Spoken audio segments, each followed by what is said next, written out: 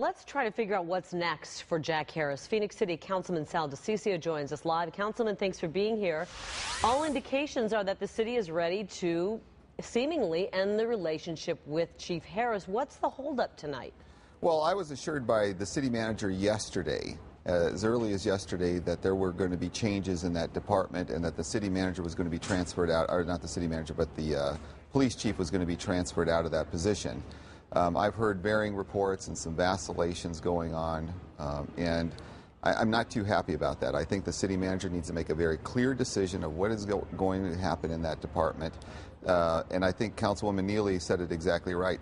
He is ultimately accountable. The public was giving faulty information, Carrie, and you know, when people are saying that, oh well, 100 reports were inaccurate and that shouldn't be any big deal. Well, that's significant. And I've got the letter here. You actually sent a letter to David Cavazos earlier, making him aware, if he wasn't already aware, that these numbers were suspect. So Phoenix earns the reputation as the kidnapping capital of America because of these allegedly cooked up numbers.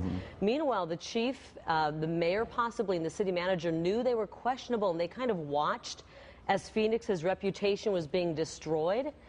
Why wasn't something done back when they were first made aware of this, at least by August, maybe even earlier than that? Well, that's exactly correct. I sent a letter back in August of 2010. This was last year, to the city manager, asking him to look into the allegations that were brought up by Sergeant Phil Roberts, who I believe is a hero in this, because he is the one that really outlined that the city of Phoenix was not, giving out accurate information to the public, and possibly there was some indications that that the federal grant was granted based on faulty information. Well, go ahead, Carrie.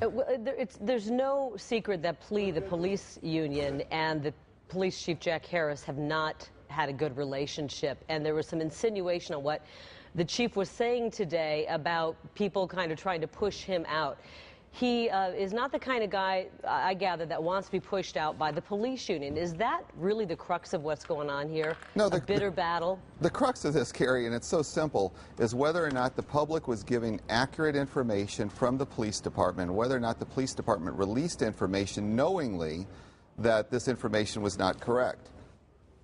Yeah. That is the problem.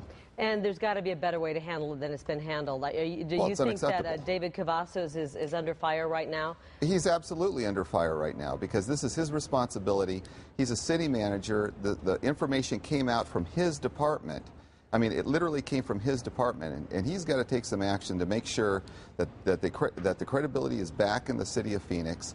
And we have like I said, we have a credibility problem, and he's got to take control of this. There are several council members that are very upset about the way this is being handled, and we're not happy at all. He's the guy in charge, after all. Sal DiCiccio, right. Councilman, District 6.